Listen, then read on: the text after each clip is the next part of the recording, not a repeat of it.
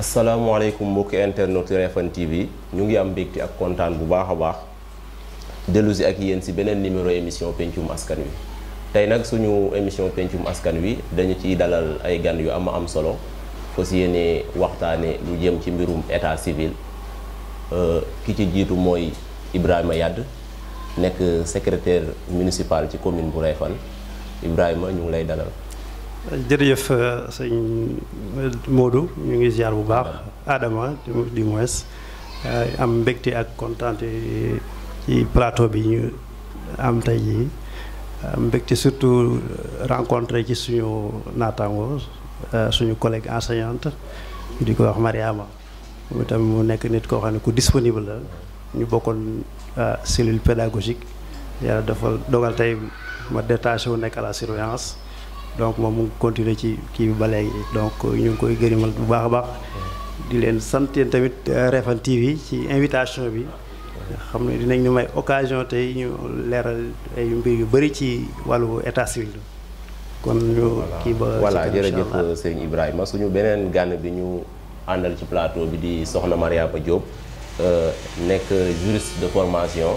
nekk tamit institutrice ci école élémentaire bu Refane 2 soxna Mariama ñu ngi lay dalal. waaw kay sëriñ Adama jërëjëf maa ngi remercier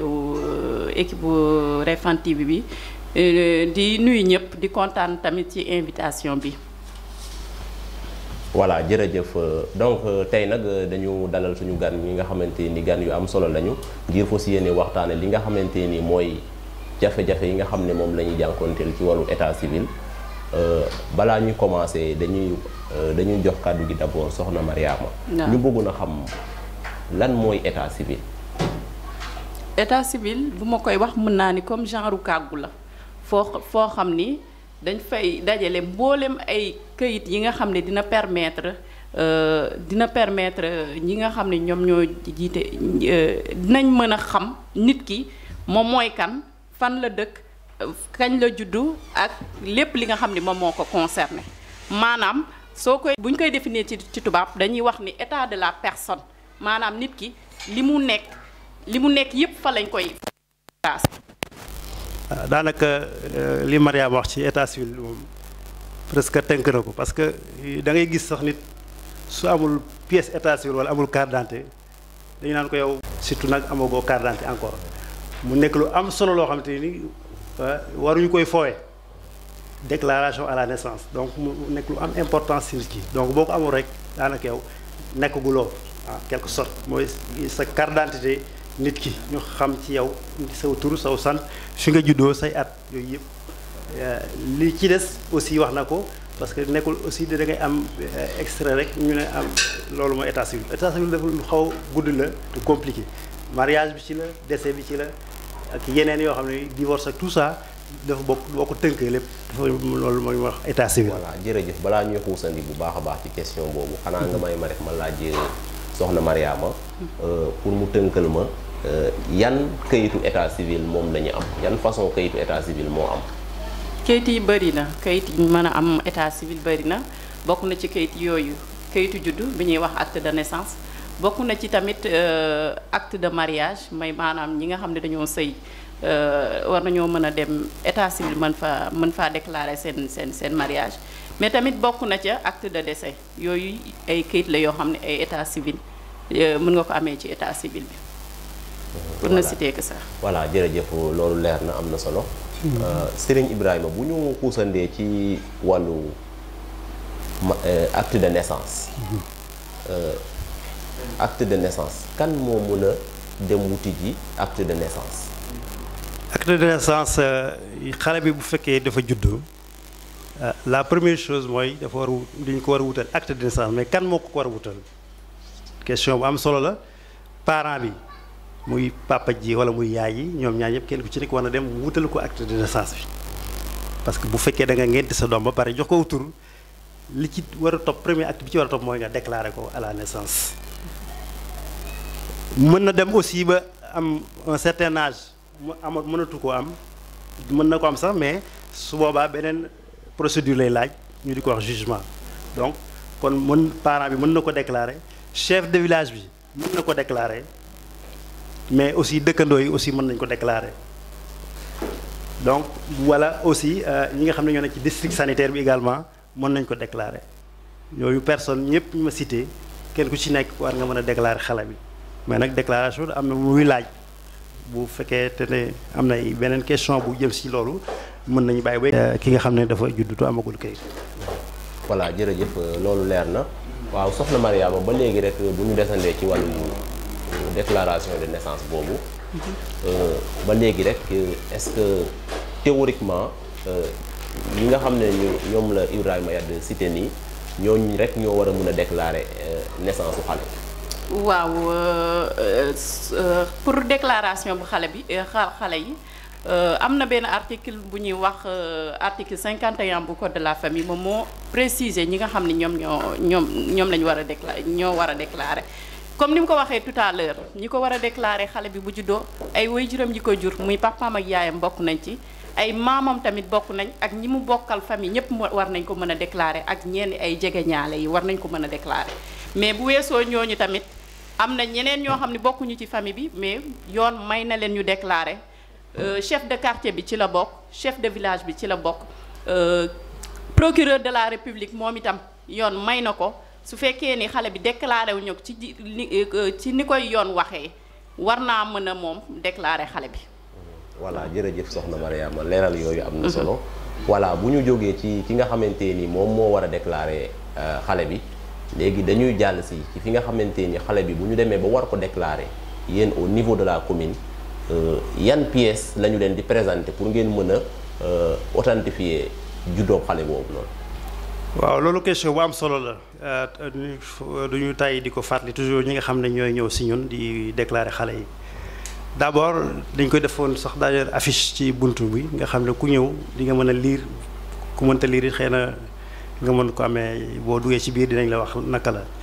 mais affiche bi mi ngi foofu ci buntu bi pièces yi nga xam ne moo nga war a indi pour mën a déclarer xale donc bokk na ci certificat d'accouchement bi parce que boo demee xale nit ki bu demee ci dispensaire bi wala maternité bi mu am doom dañ koy bindal ñuy wax certificat d'accouchement certificat d'accouchement bu mooy préciser sexe su xale bi date bi mu juddoo ak heure yi donc kooku dañ la koy laaj obligatoire dinañ laaj aussi pièce état civil parents yi muy papa ji muy yaay yi ñooyu aussi dinañ leen laaj seen carte d'identité parce que yëpp dañ ko soxla ci biir registre bi fi nga xam ne ci lu ñu war a transcrire filiation yëpp dañ koy soxla pour mën a xam exactement xale bi ñan ñooy ay parents kañ lañ juddu ak seen numéro carte d'identité yooyu nekk na ñetti pièces yooyu obligation la ñu laaj ko ki nga xam ne dañ koy déclarer à la naissance waaw. dinañ laaj également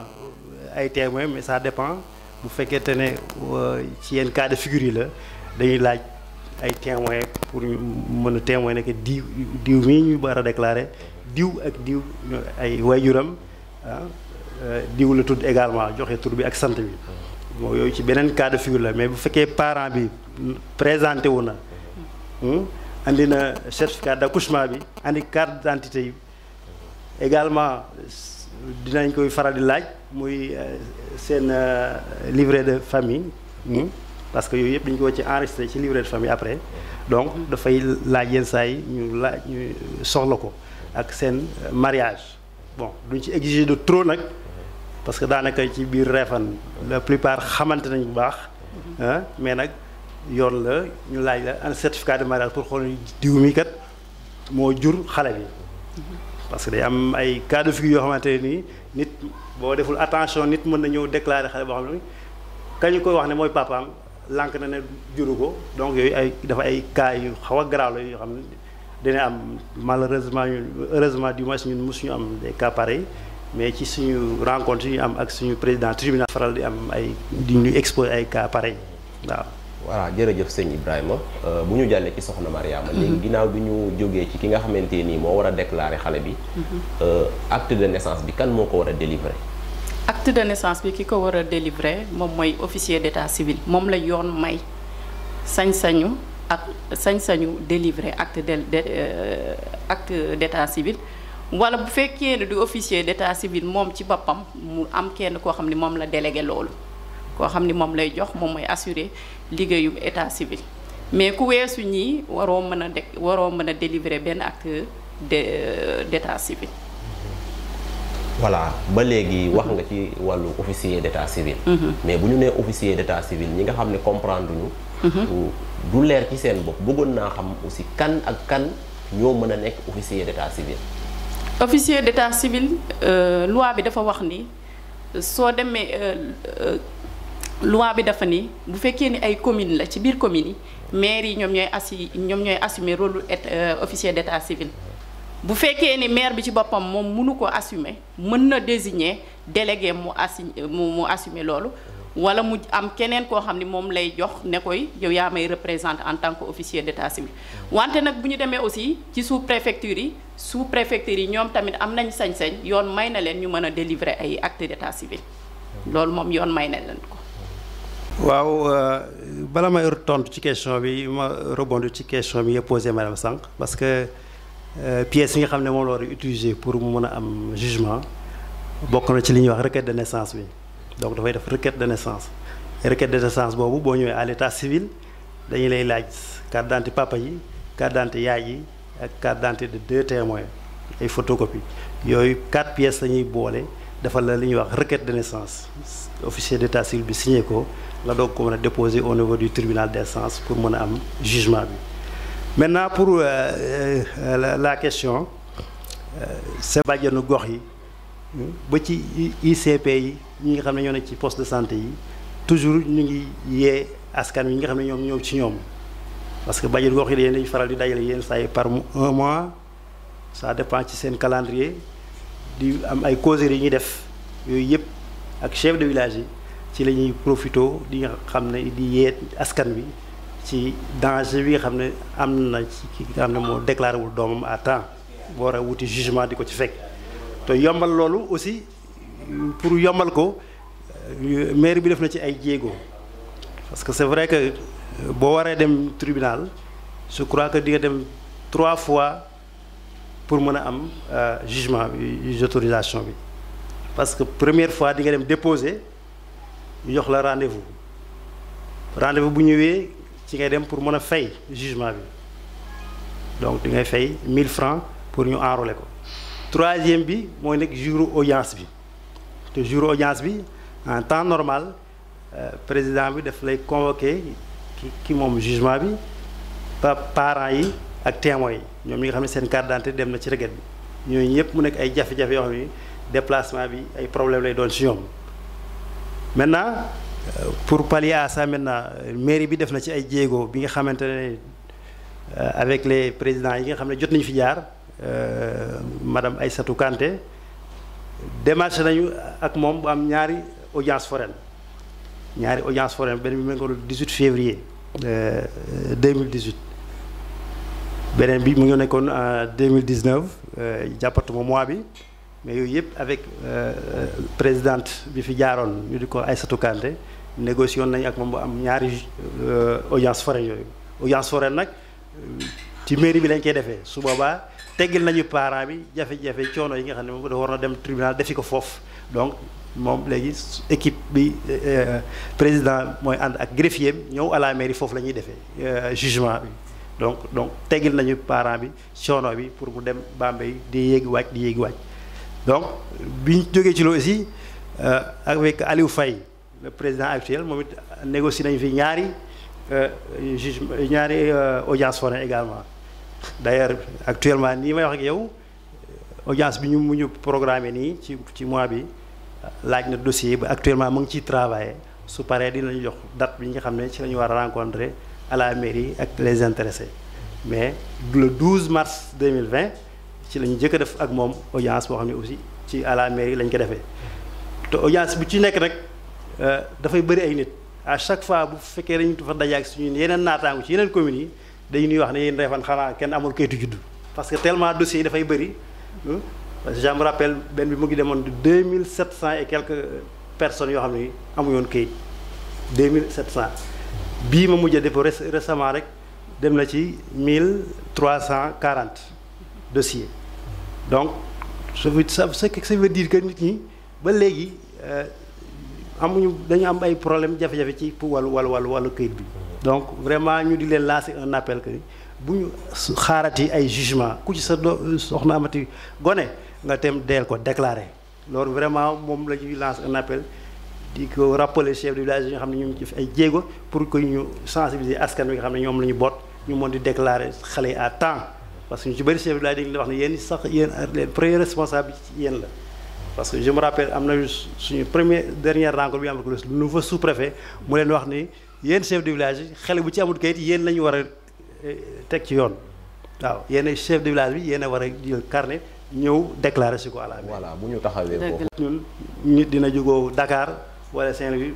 dëkk ci dëkk bi day andi kayitam ba fu mu dëkk ñu enregistré ko fi defal ko kër yi mu ne wàcc ngeen yoon loolu yoon mayu leen ko fa mu juddoo est-ce que ci certificat d'accouchement ba dañ ciy def ne mu juddoo Dakar ñu def ni il est né à Réfane ñu ne ko déedéet parce que sage-femme bi ko révli ci hôpitalu Dakar bi day def ne né à Dakar donc mu ne loolu moo leen waroon ne kon waru leen ko enregistré à Réfane donc Dakar ga mu juddoo commune boobu ñoom ñoo ko enregistré war a enregistré ñoo ko war a déclarer donc andi woon na ay polémique suñu diggante ak moom alors finalement daf ñu wax ne dinaa leen fii andi benn jour ngeen waat ñu waat ñun ñëpp ñun officier d'état civil yi keroog mu jox nu prestation de serment yi nga xam ne ñun mu ngi kenn ku yaa ngi garder sa bos mu ne su ngeen ko daan def bàyyi leen ko yoon mayu leen ko bu leen xool affaire bi du affaire u mbokk du affaire u parent loolu yoon moo leen ko tere donc à partir d'aujourd'hui su ngeen waatee dootu ngeen ko def su ngeen waatee ne lépp lu texte bi wax ci état civil moom ngeen def moom moo waral tey ñi leen jox li ñuy wax prestation yi donc loolu mbir moomu noonu la ñu dikkee bari woon na coow nag ci dëkk bi comme ni nga ko waxee ndax askan bi lañ fi nekkal ci lañ bokk ñoo bokk deret ji ñoo bokk ndox meeg suuf si mais yoon bu dikkee dal ci sa kaw da nga koy nangu suñu coobare bopp lañ ko def bari woon na ñoo xam ne dañuy woo partout di critiquer tegu ngeen ko ci yoon parce que yàgg nañu koy def à un certain moment ñu dikk rupture am kon xam nga ne kon bu ñu ko daan def ñun ñu ko daan def ci ñàkk xam nañu ko daan def kon peut-être que président yi fi jaar bu fekkoon teeloon nañ ko wax sax kon doon nañ ko teel a bàyyi ji mais nag kooku moo dikk nag vraiment ak cadre bi pour wane ne cadre bi lu am solo la parce que lu bëri ci lay génn loo xam ne dañ koy appliqué ci texte ci bu ñu demee ci suñu bureau. voilà jërëjëf loolu leer na am na solo ñu ñëw ci madame rek pour gën a leeral. ba xam ndax xale bi fi mu juddoo lañ ko war a déclarer wala fi nga xam ne ay waajuram foofu lañ dëkk fi lañ ko war a déclarer. li jaadu moom mooy xale bi fi mu juddoo lañ ko war a déclarer ndax xale bi boo ko jëlee tamit dem déclarer ji ko feneen tamit mën na andi ay cas de fraude te comme xale bi. fi mu juddoo fa lañ koy délivrer certificat d'accouchement te bokk na ci kayit yi nga xam ne dinañ ko laaj pour wane ni xale bi fii la juddoo donc nañ ko déclarer fi nga xam ne fa la juddoo loolooy yoon li yoon wax daal mooy xale bi fi mu juddoo nañ ko déclarer foofu. voilà jërëjëf kon day mel ni loolu leer na kon parents yi dañ leen di interpeller rek directement xale bi fi nga xamante ni foofu la juddoo moom foofu la war a amee kayitu juddu. voilà beneen ba ca s'il vous plaît ma préciser tuuti foofu parce que boo demee ci registre bi fi ñu war a déclarer xale bi dafa am benn partie boo xam ne fii la ñuy def formation sanitaire pour wane ne ban formation sanitaire la xale bi juddoo. dafa am ci registre bi donc loolu moo taxoon sax vraiment ma bëggoon buñ émission bi ñu defal ko à la mairie parce que am yoo xam ne nga wane kayit yi preuve à l'appui pour wane li xam li ñuy wax du lu ñu foraatu du ay caaxaan parce que bu ñu defee prénom nom date de naissance lieu de naissance dañuy def formation sanitaire laaj xale bi ci ban hôpital la juddoo donc su fekkee dafa juddoo benn hôpital à Dakar principal nga déclaré ko Réfane mënoo bind foofu principal parce que dafay wuute day wuute mënut a juddoo hôpital principal Dakar nga di ko enregistré Réfane di ko ba ci formation sanitaire bi def principal Dakar donc contradiction bi dafay am donc li normal mooy nga def ci hôpital kii maternité boo xam ne ci biir commune bi la nekk te loolu mooy yoon amuñu sañ-sañ def ci biir foofu place formation sanitaire bi ñu bind fii maternité boo xam ne nekkul ci biir commune nu Réfane loolu ëllëg enquête su amee wala leneen xëy na mën nañu andi ay jafe-jafe te président ni muy contrôler day dem à la ci maternité lay dem parce que à chaque fois que ñoom bu ñu réewlee xale dañuy bind date bi ñu ko réewli. très bien ay parents ak yooyu yëpp ñu bind ko ak heure bi. donc suñu nee formation sanitaire bu par exemple Pésignane foofu la juddoo. médecin bi président tribunal buy def contrôle am bu demee ci registre maternité ba dina xam exactement ñun wax nañu dëgg wala waxuñu dëgg. donc loolu c'est trop risqué. donc état civil dafa nekk loo xam ne dafa sensible. dama koy wax toujours ma ne sa benn tànk gi ci kaso benn baa ngi ci biti. donc lu jar def attention la. voilà jërëjëf leeral yooyu am na solo madame damay dellu si waat ci yow rek. ba léegi dañu am ay cas de figure ku nekk xam na ne Réfane dafa nekk dëkk boo xam ne dafa bari ay muudu. voilà ñu gën ko xam ci ay émigré. léegi ñu bëggoon a xam xale bi nga xam ne dafa nekk ak ay waajuram bitim réew fu ci mel ni Espagne wala Italie. mu juddu foofu waajur bu ko bëggee déclarer nan lay def ba déclarer ko. nu muy def ba déclarer ko day dem ci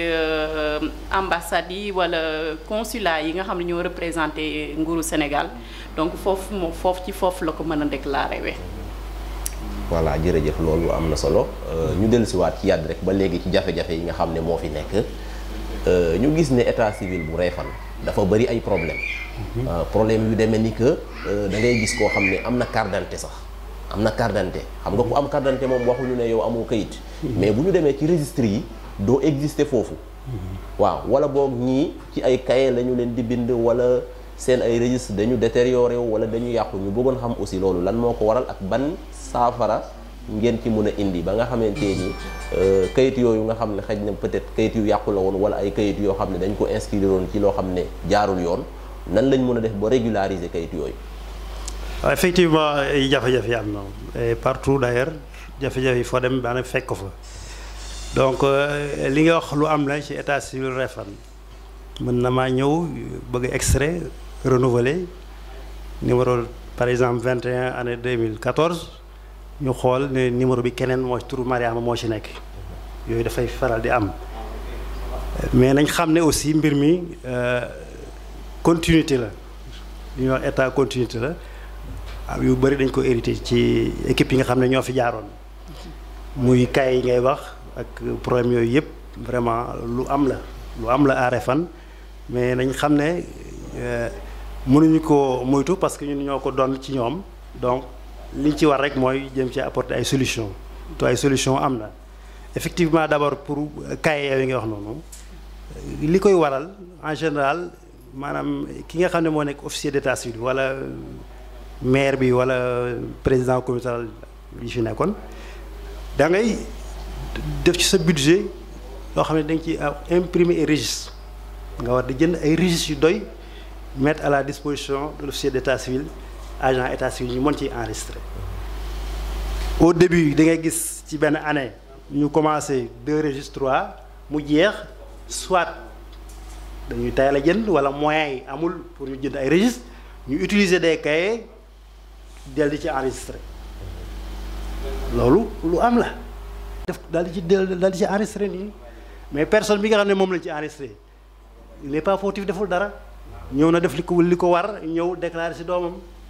xëy na bu peut-être bu xamoon ko ni man waruñu ma enregistré ci cahier su boobaa bu ñu ko ci enregistré mu ne ma déedéet kenn du ma enregistré ci cahier mais loolu peut-être xëy na amuñu woon conscience boobu ko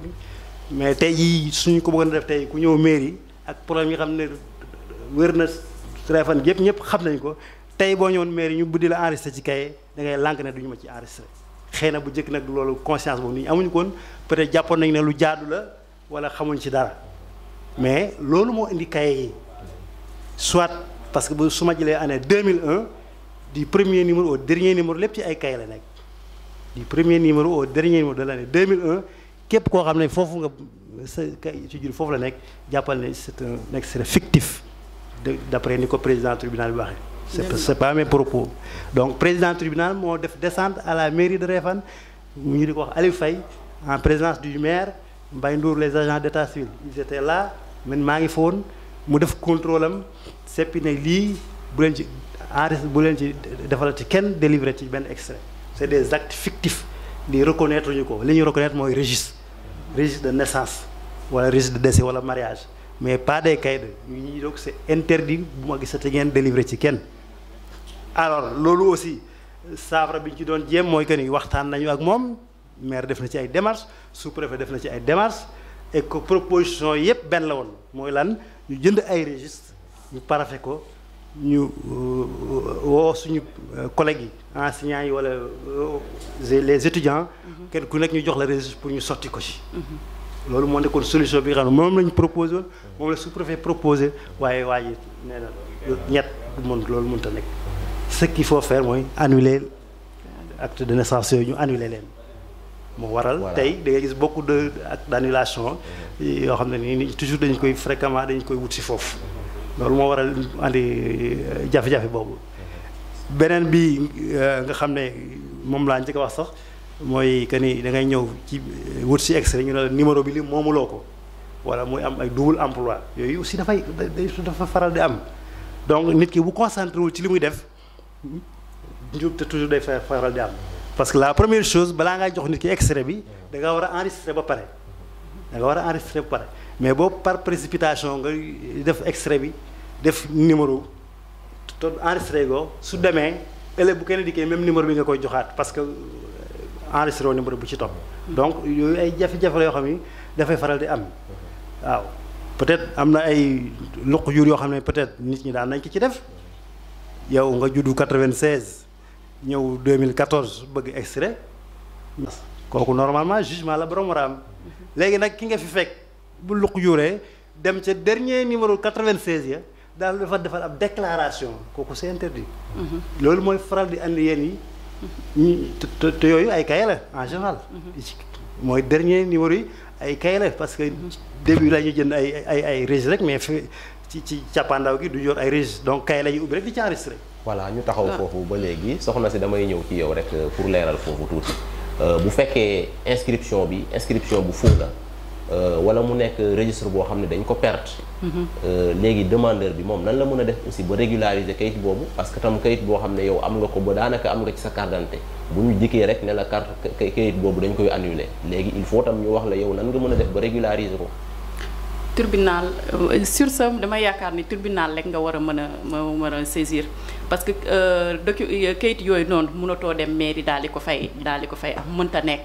te tamit ma ciy profité waale tamit di wax ni ñoom officier d'état civil dañoo am obligation ñi nga xam ne ñoom la ñu acte yi nga xam ne moom la ñu war a enregistrer ñu def ko ci biir registre yi te saa bu ñu ko deful yoon day dal ci seen kaw parce que mën nañ leen cee tëj 2 mois ba 2 ans donc ñoom dañoo am responsabilité di enregistrer acte yi ci registre yooyu comme doyen ni mu ko waxee nii sànq te président nangu ko kaye boo xam ni dañ cee enregistré ay acte de naissance wala acte de mariage loolu yëpp mënul valable parce que yoon reconnaître daf ni ay registre la te day am 3 volets benn volet bi mu ngi des ci mairie beneen volet bi bu amee at dafa war a dem benn volet bi ci premier volet bi dafay am boo enregistré acte bi premier volet bi dañ koy jox déclarant bi da nga koy jox benn volet bi beneen volet bi ci des mairie bi daf koy garder ba mu mat at bu matee at deuxième volet boobu dafay dellu tribunal troisième volet bi ci lay mooy des mairie maintenant ci registre yooyu mairie bu nekk am na ñaari registre boo enregistré wee acte de mariage wala nga enregistré acte de naissance wala acte de décès dafay am ñaari registre te à chaque fois le juge de paix bi wala procureur bi ñoom ñoo am responsabilité di mën di saytu liggéeyu officier d'état civil ba juge de paix bi chaque fois am na juge de paix bu ñuy désigner boo xam ne chaque année dafa war a ñëw jaar ci centre d'état civil bi vérifier est-ce que lépp jaar na yoon bu lépp jaaree yoon mu def ko ci rapport am ne ñëw naa fi contrôler lépp jaar na yoon donc lépp jaar na yoon def benn rapport bu fekkee ne nag dafa am ay lënc yu ci ay rëq-rëq yu ci am là aussi dafay gisanteeg officier d'état civil bi mu wax ko ne ko yii rek lii mooy problème bu fekkee ni yoon da cee am tamit dafay bind rapport adressé ko procureur moom itam day avertir garde des sceaux wax ko problème yooyu nu mu demee. voilà boobu tam ba léegi leer na mais li ma desee leer mooy bu fekkee perte dafa am boo xam ne enregistré nañ ko régulièrement ci registre léegi ñu gis ne registre bi nga xam ne ci lañ ko enregistré avec le temps dafa dem ba page bi nga xam ne ci lañ ko enregistré woon mu détérioré wu léegi kooku noonu nan lañ mën a def ba régulariser kayitam. kooku mën na ko régulariser moo xam registre boo xam ne dafa réer la wala mu détérioré wu nga xam ne mënatu c'est illisible mënatuñ koo lire parce que am na ci yoo xam ne ni bi ñu koy jëlee làmbaay di ko indi fii en Réfane ñi nga xam ne transféré nañ registre yi kenn ku nekk commune ba nga dëkk ñu delloo ko fa bi muy ñëw am na ci yoo xam ne termites yi daf ko lekk max gi bu kenn mënu koo lire pour mën ci defal nit extrait donc yooyu dafa am na yu am la maintenant cas yooyu dañuy wax li ñuy wax léegi reconstitution la ñu koy defal reconstitution dafa am donc da ngay am wut benn registre boo xam ne da nga ko yóbbu ci président ñu paraphé ko uniquement pour des cas pareils nga xam ne le même numéro que tu avais moom la ñu reconduiraat ci registre bi donc tu ne perds pas l'année ak numéro de registre bi nga xam ne moom nga amoon donc loolu yooyu dafay am loolu am registre de reconstitution loo xam ne ci lañ leen di enregistré waat ñu conserver seen filiation yi nga xam ne duñ ko perdre. voilà léegi damay dellu si waat foofu rek parce que man dama ci am cas boo xam ne personnellement dama ko dund sama rakk dañ ko fi déclaré déclaration boo xam ne normal la mu existé ci registre mais bi ñu demee ci registre bi page bi nga xam ne fi la nekk page bi dafa détérioré wu à l'époque mu ngi nekkoon sous préfecture bu Lambaye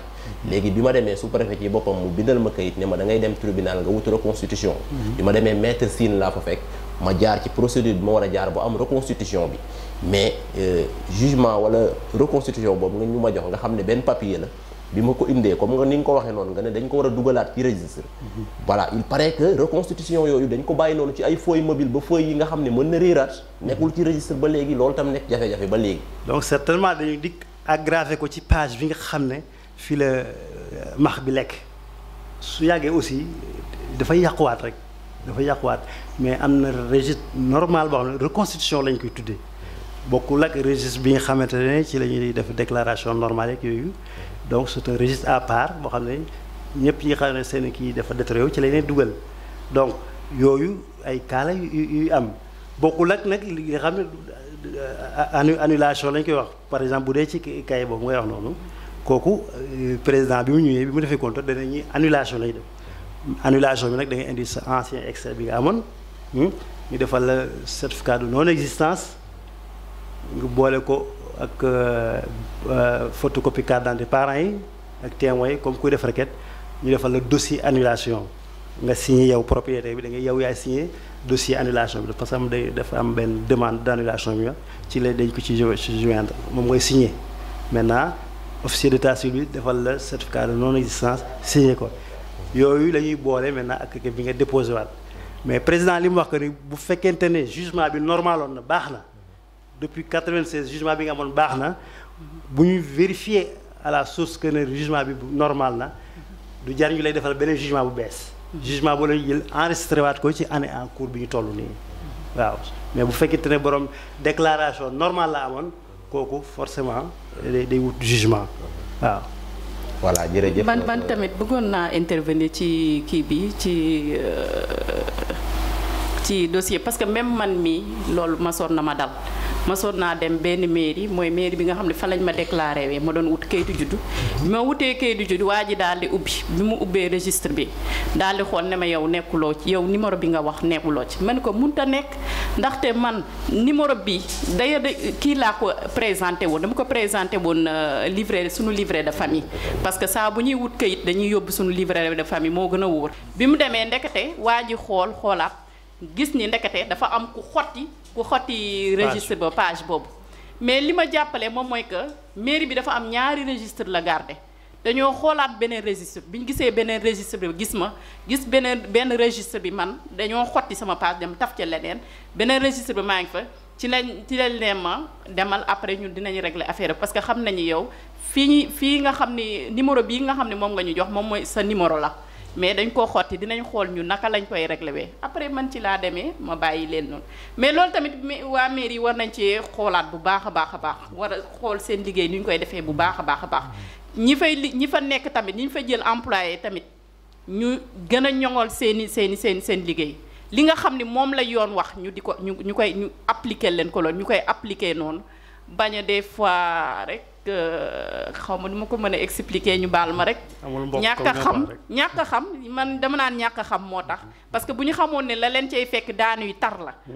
kon yaakaar naa duñ ko def donc ñu gën leen sensibiliser si loolu. balaa ñuy dem sax foofu laay taxawal yi maanaam officier d'état civil bi nga xamante ni moom jàpp nañ ko ci déclaration de faux. wala mu def loo xamante ni méngoowut ak li ko yoon may. est-ce que am na ay daan yu war a mën a dal ci kawam wala est-ce que mën nañu engager responsabilité pénale. waaw sànq waxoon naa ko junj woon naa ko responsabilité pénale am dañ koy engagé mën nañ ko engagé ne woon naa sànq mën nañ ko tëj 2 mois ba 2 ans ci 2 ans de prison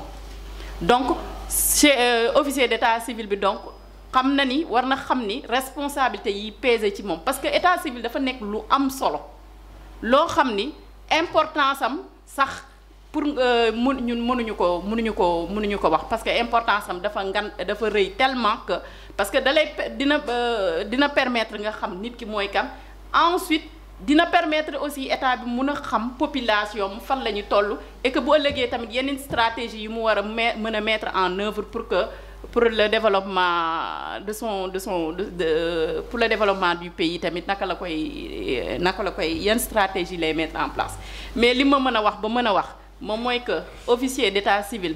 saa bu defulee liggéeyam normalement ba mu am ay feuilles comme sànq diñ ko waxee nii ay déclaration yoo xam ne ci ay cahier lañ koy def ay actes yoo xam ne ci cahier lañ ko dressé wala registre yi daal di réer te loolu yooyu yëpp officier d'état civil bi taxawu ci taxawaay bi normal yoon dina ko daan yu xaw a tar parce que dina dem comme ni mu ko waxee nii sa responsabilité pénale sera engagée et il peut être condamné mën nañu ko condamner 2 ans ba 2 mois ba 2 ans de prison ferme. Voilà. En plus am na amende boo xam ne war na ko mën a fay. jërëjëf merci beaucoup madame léegi dañuy ñëwaat ci yàdd rek daanaka xuusani nañu bu baax a baax ci li nga xamante ni moo soxal wàllu acte de naissance dañuy jàll rek ci wàllu acte de mariage. mariage aussi ku ne xam na ne bokk na ci wàllu état civil. dañu gis ne ñu bari dañuy faral di sëy mais duñu déclarer seen mariage est-ce que tam mën nañu xam déclaration de mariage bi kan moo ko war a def ak fan la ko war a defee. waaw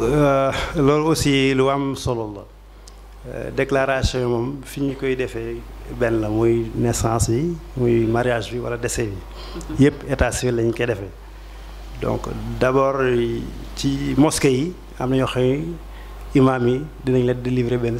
attestation de mariage pour ñu def takk bi dinañ lay def attestation de mariage jox la ko attestation boobu nga ñëw présenter ko à la mairie ñu enregistrer la defal sa déclaration de mariage ci fii ci Bawol gi nag c'est pas fréquent mais boo demee dans les villes dafay faral di am boo demee état bi dañu dañ lay laaj bi nga xam ne moom la imam bi moom la signer pour nga mën ko andi à la mairie mais fii moom farataal ñu di ko am mais c'est bien normal que nag ñu di ko def donc su ñëwee à la mairie dinañ ko laaj 4 témoins ku góor ki 2 témoins ku jigéen ki aussi 2 témoins ñu prouver que ne sëy bi am na bis sàngam ak lieu bi béréb sàngam lay amee loolu su boobaa maintenant ñu doog a enregistrer mariage bi jox ko volet 1 bi nga xam ne moo ko moom comme ni ko Mariam waxee sànq volet 2 bi c'est destiné au tribunal et volet 3 bi moom mooy resté à la mairie donc déclaration yi noonu lay demee bu dee jugement mariage aussi même chose dafay bu dépassé délai yi tamit da ngay dem au tribunal mais balaa ngay dem ñu defal la requête de mariage comme ni ñu la doon defal la requête de naissance même chose ñu defal la requête de mariage def date de mariage bi ak témoin yi témoin yi warandal su boobaa aussi nga dem au tribunal d'instance nga déposé ko foofu su jugement bi génnee nga dellu si ko andi ko à la mairie ñu doog la enregistrer sa mariage je crois que mariage moom noonu rek lay demee délai aussi 1 an la ko dépassé rek da ngay dem jugement de mariage. voilà jërëjëf moo ñëw ci Mariama rek pour nga leeral foofu ci affaire mariage parce que mariage tam dafa nekk parfois loo xam ne day indi jafe-jafe askan wi. est-ce que tam mun nga ñu indi ay leeral rek ci mariage bi naka la ñu koy déclarer ak kan moo ko war a déclarer. mariage dafa am mariage bi boobu di nga def déclaration constatation sax lañ koy oowee dañuy constater ni marié effectivement que couple bi marié nañ am na benn boo xam ne directement mairie da ngay dem officier d'état civil moom ngay saisir directement te benn bu ci nekk am na nuñ koy noo xam ne noonu lañ koy defee am na ay tamit kayit yi nga xam ne ñoom nga war a déposer te comme doyen ni mu ko waxee léegi acte de naissance yi si la bokk ak say témoins yoo xam ni tamit dañuy dem kenn ku ci nekk day àndalaale ak témoin àndaale ñaari témoin ñu mën leen a adresser acte bi. maintenant benn bi ñuy def ci officier d'état civil bi boobu officier d'état civil bi moom mooy célébrer mariage bi boobu liñ koy gis Réfane bëriwul parce que fi nit ñi amuñu culture di dem ci officier d'état civil pour que mu célébrer seen mariage. beneen bi moom mooy dañuy constater mariage bi maanaam mariage bi célébrer nañ ko ba pare mooy comme par exemple mariage bu ñu takk ci jàkka ba pare mariage boobu nekk na ba pare léegi nag li ñu war a def moom mooy dem ci mairie dem ci officier d'état civil pour que mu defal leen papier buy wane ni sëy bi nekk takk fas nañ ko. léegi ci loolu nag comme doyen ni mu ko expliqué wee sànq ñi nga xam ne ñoom ñooy sëy ñi nga xam ne ñoom ñooy couple bi wala ñi nga xam ne ñoom ñooy couple bi ñoom ñoo gën a sax am intérêt pour que ñu dem ci mairie bi daal di déclarer mais tamit n'empêche am na ñoo xam ne ñoo xam ne loi bi permettre na leen aussi ñu dem déclarer ji mariage yooyu comme par exemple les chefs de village war nañoo mën a dem di déclarer mariage yooyu noonu dem mairie daal di koy déclarer mariage yooyu puisque mariage yi ñu ngi koy célébrer sous forme coutumière dans les mosquées yooyu noonu. donc te yaakaar naa loolu tamit buñ ci gënee farlu dina tax waa dëkk bi yëpp dinañ mën a am ay acte de mariage seen mariage ñu ciy am ay preuve fee ca mairie bi parce que bu weesoo loolu tamit këyit gi koy am këyit bi nga xam ni moom la officier d'état civil di la jox pour constater ne effectivement diw ak diw marié wu dafa amaat yeneen effet yoo xam ni mën na ci nan laa ko mën a waxee ay yeneen effet yoo xam ne mën na ci laala parce que koo xam ne par exemple sa jëkkër danoon liggéey fenn maar day taale ñaanuñu ko sa jëkkër dem ba retraité ba dem ba gaañu ba nga war a bénéficier pension de retraite dinañ la laaj acte de mariage dinañ la laaj bu boobaa acte de mariage boobu yow miy jigéen ji soo bëggee bénéficier wu ci pension boobu dinañ la ko laaj donc acte de mariage lu am solo la parce que lépp lu concerne état des personnes dañ ko war a prouver dañ ko war a établir dañ ko war a prouver par un acte d'état civil te loolu yaakaar naa ne article 29 moo ko wax du code de la famille. voilà jërëjëf kon mu nekk acte de mariage nga xam ne am na njëriñ bu baax a baax xëy na askan wi lu bari ci ñoom duñu koy faral di wut waaye nekk na loo xamante ni comme ni acte de naissance amee njëriñ noonu tam la amee njëriñ. voilà ba léegi itam ñu jàllandi ci wàllu acte de décès mu nekk itam acte boo xamante ni day faral di raar ñu koy gis. ba léegi kan moo mun a déclarer acte de décès ak fan la koy amee ak yan pièces moom lay présenter pour ñu defal ko déclaration de décès boobu. waaw déclaration de décès aussi comme ni ñu ko waxee ci naissance ak mariage bi. benn gën ko am solo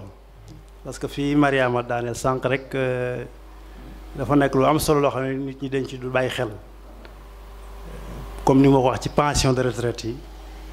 sa jëkkër bu fekkee nekkatuloo fi to nga nekkoon ci service pour nga mën di dem ci fayeeku yenn yi il faut dañuy laaj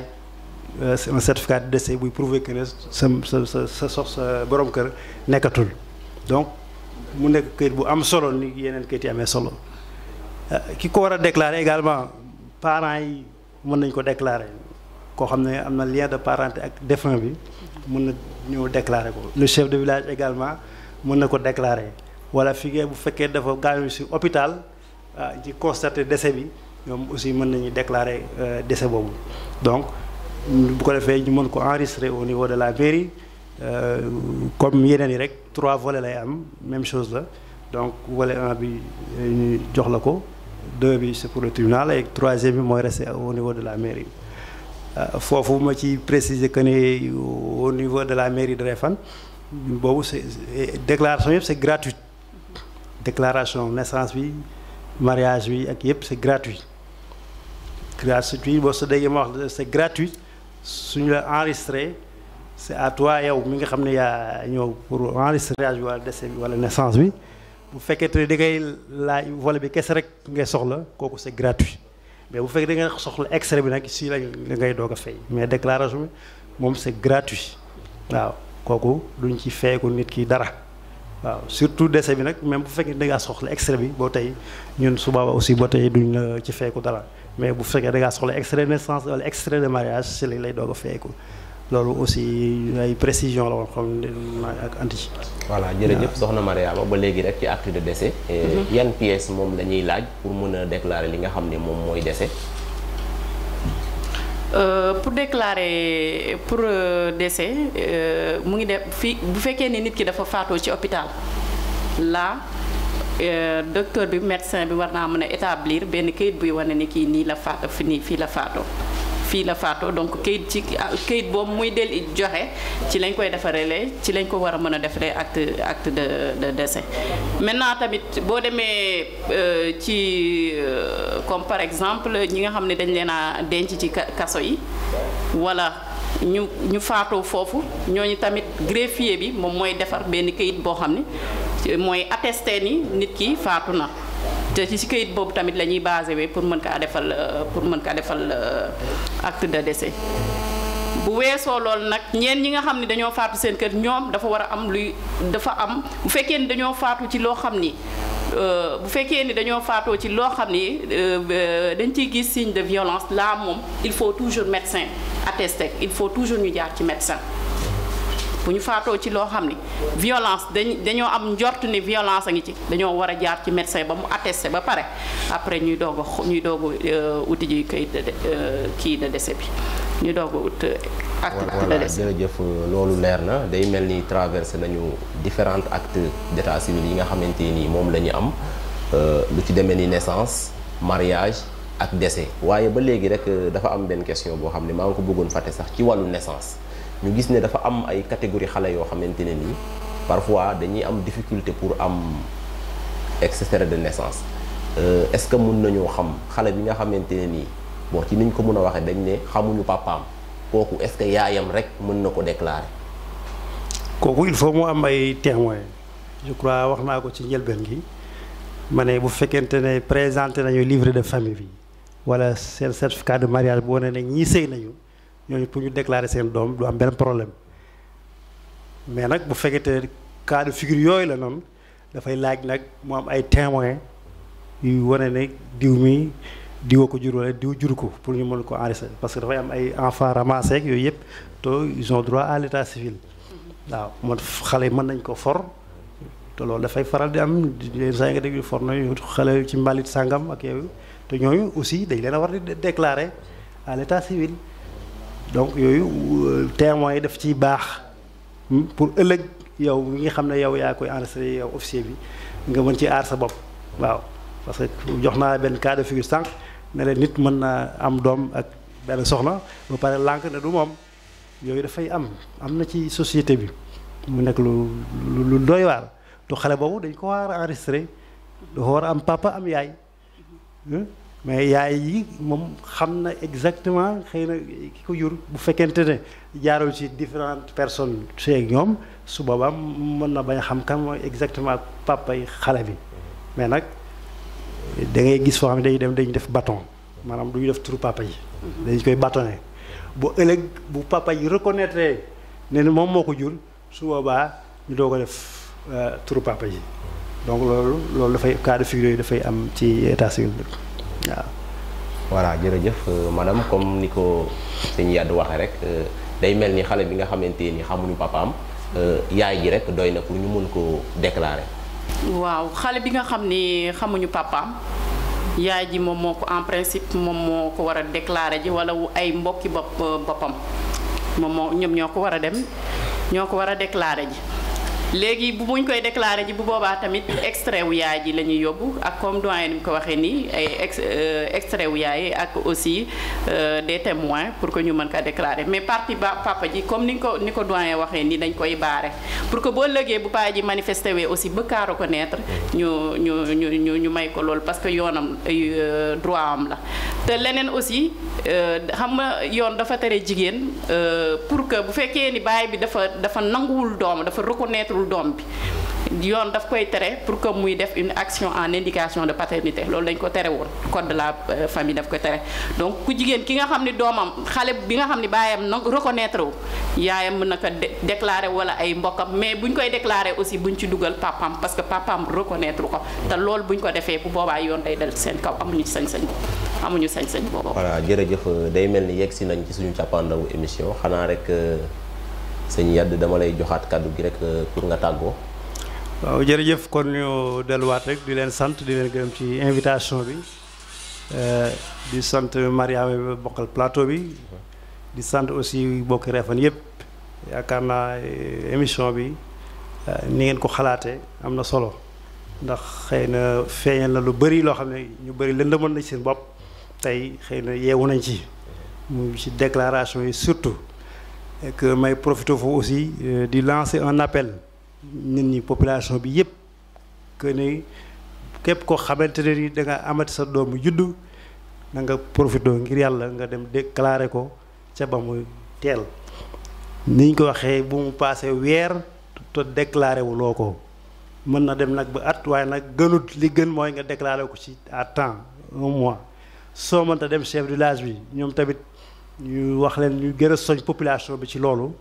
surtout nag li gën a metti mooy élève boo xam ne dafay jàng ba pare dem war a def examen certificat te ñu ne amul kayit kooku vraiment c'est vraiment désolant loolu metti na trop dina metti ci xale bi waaye dina metti sax ci ki nga xam ne moo koy jàngal ko ba école tëj moo def examen te mënut def ndax kay amul kayit kooku dafa metti kon parents yi nañ góorgóorlu ci loolu soo amee ngénte nga dépensé ci ay 300000 ay 500000 te benn franc mënoo dem dépensé ko pour déclarer xale bi kooku vraiment xale bi bu màggee war na la mën a porter plainte sax parce que toppatoo ay pièces am loolu bu doon ci tubaab yi tey xale yi mën nañu dem ba porter plainte seen parents yi parce que wutañu leen état civil ba ñu juddoo kon nag beneen bi ci topp mooy que ni mariage bi wax nañu juñ nañ ko ci biir waxtaan bi nañuy di farataaluñu ko farataaluñu di ko def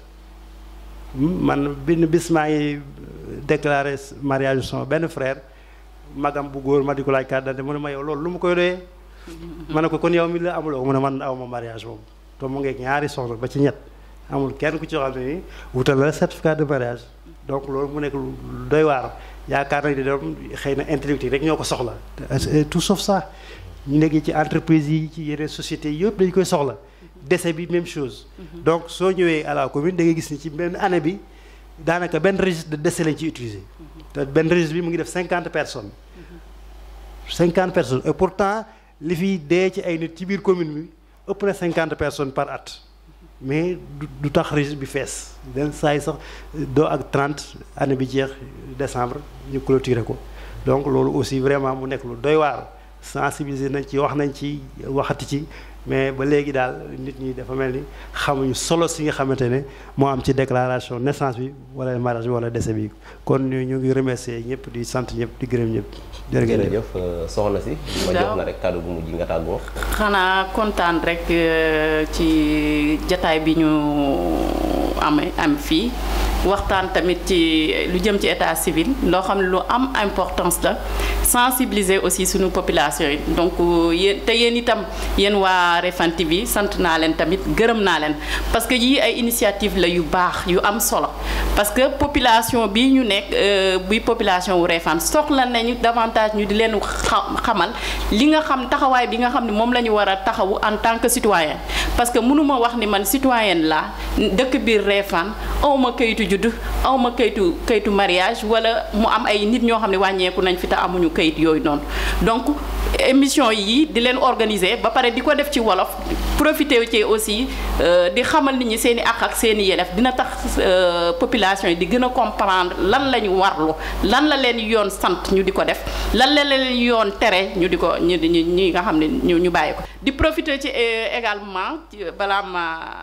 quitté léegi di ñaax surtout kii yi chef de village yi parce que même si population bi suñu négligent wee moom chef de village bi saa su nekk xew yi bëri yuy am ci seen quartier yi dinañ ko yëg pourquoi pas ñu am seen i cahier yoo xam ne képp ku judd ñu enregistré la ci wala ñu ut xale koo xam ne jàng nañ ñu bind ne diw ak diw tel jour te diw ak diw def nañ sëy nañ wala tel jour di organiser nañ fi célébrer nañ fi benn naissance suñu toogee ba mu am weer mu dem ba ci kër yooyu laajte leen est-ce que déclaré nañ suñu déclaré wul mu jéem leen a wax ak ñoom pour que parents yooyu dem déclarer seen mariage wala seeni naissance yooyu noonu. su fekkee ni nag ñooñu lànk nañ ne bañ nañ ko def yoon may na ko sañ-sañ mu daal dem ba mairie daal di koy déclarer man daal ñoom laay waxal parce que yaakaar naa kilifa gu mel ni chef de quartier yaakaar naa lu mu mën a am ci population lu mu bëgg a am ci population war naa mën a yomb donc ñoom ñu gën a farlu gën